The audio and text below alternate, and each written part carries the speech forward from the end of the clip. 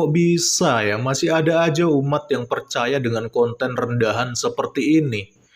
Apa serendah itu IQ mereka? Apa serendah itu literasi mereka? Sehingga membedakan konten hoax dan konten yang benar aja mereka nggak bisa gitu loh.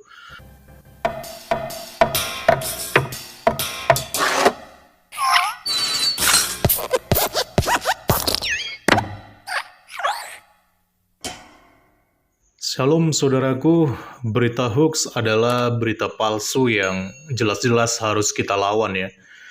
Karena Indonesia sendiri itu merupakan negara dengan peringkat kelima sebagai negara produsen hoax terbesar yang ada di dunia nih. Nah, hal ini tentu menunjukkan bahwa masih banyak SDM kita yang terbelakang dan juga miskin literasi. Makanya mudah termakan berita-berita hoax. Saya sering sekali melihat di sosial media akhir-akhir ini banyak narasi-narasi tentang public figure ataupun tokoh terkenal yang dipakai untuk menaikkan popularitas agama tertentu, itu dengan cara menjadikan mereka seorang mu'alaf, padahal faktanya tidak demikian. Contohnya, ada aktor film bernama Jean-Claude Van Damme yang pernah dinarasikan menjadi seorang mu'alaf, padahal setelah dikonfirmasi ternyata itu cuma hoax. Lalu kemudian ada juga aktor dari China yaitu Jackie Chan yang juga pernah dinarasikan menjadi mu'alaf, dan setelah dicek ternyata juga hoax.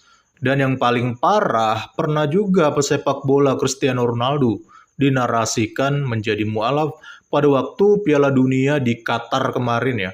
Dan sekali lagi, jelas-jelas itu hanya merupakan berita hoax yang dibuat oleh oknum ya, yang mungkin dengan sengaja dengan tujuan untuk mempropagandakan agamanya. Nah, narasi-narasi tentang public figure menjadi mu'alaf ini seolah-olah sudah menjadi narasi yang sering ditampilkan oleh orang-orang yang tak bertanggung jawab ini. Dan seolah-olah mereka yang menampilkan bahwa Islam adalah agama yang hebat, karena banyak membuat public figure akhirnya memilih agama ini. Heran saya, kok bisa ya menyebarkan agama dengan berita-berita hoax? Nah, baru-baru ini muncul lagi nih berita hoax yang sedang hangat ya.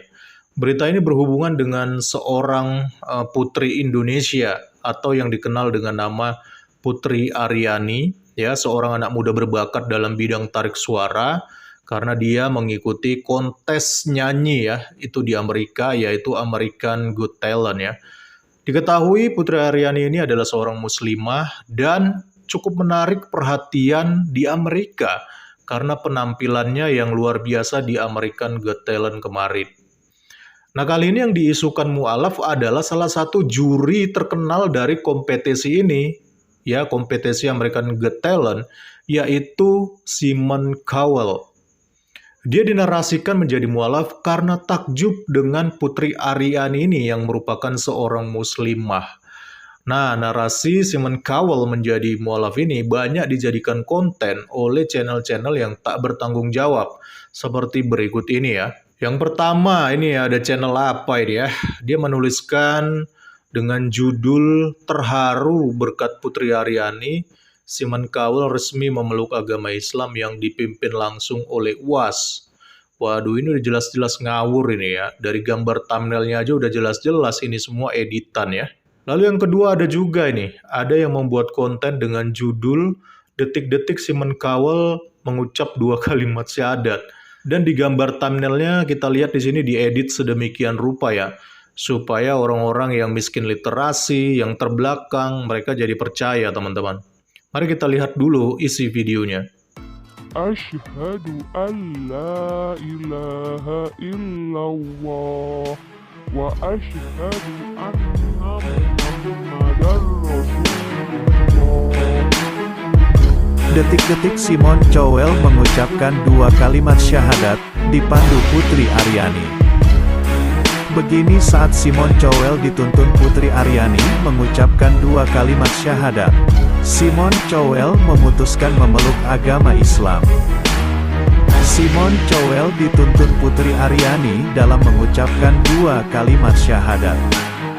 Proses mu'alaf Simon Cowell dilaksanakan di rumahnya Simon Cowell. Video detik-detik Simon Cowell mengucapkan 2 kalimat syahadat dibagikan di feed akun Instagramnya.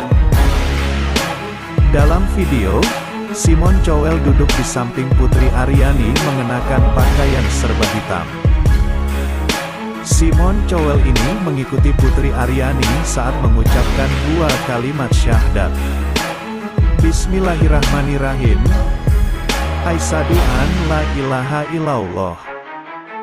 Wa asyhadu anna Muhammadan Rasulullah. Kalau kita melihat videonya, jelas ini hanya potongan-potongan video yang digabung dan diedit dengan narasi-narasi yang tidak kredibel. Kita tidak perlu menjadi orang yang terlalu jenius untuk bisa memastikan bahwa ini jelas-jelas adalah konten hoax. Tapi yang membuat saya sedih dan gusar ya, kok bisa ya masih ada aja umat yang percaya dengan konten rendahan seperti ini.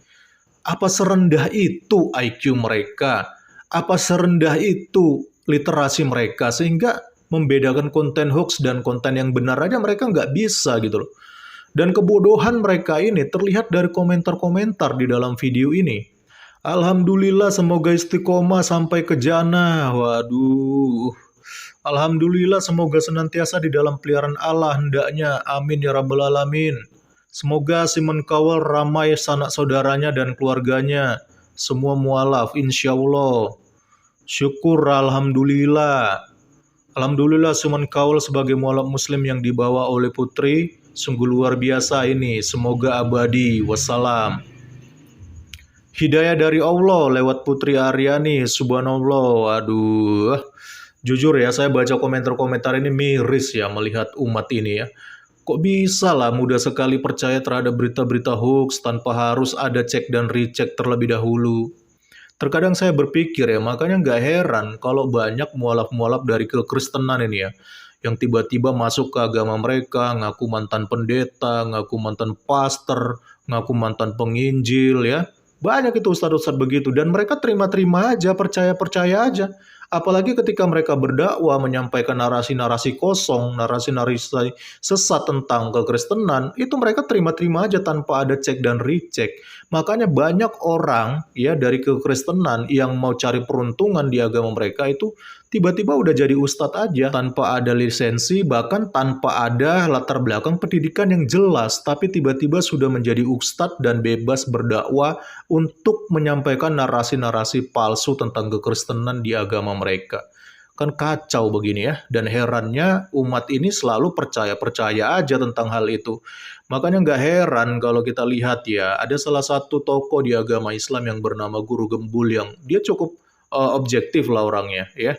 Dan gak heran dia juga prihatin dengan keadaan yang seperti ini. Ada umat yang seperti ini yang gampang sekali percaya dengan berita-berita hoax, narasi-narasi hoax ya, daripada berita-berita yang mengandung kebenaran. Di dunia Islam itu, kemurtadan itu banyak di mana-mana. Ada jutaan orang-orang Islam yang murtad dari agamanya gara-gara banyak sekali alasan.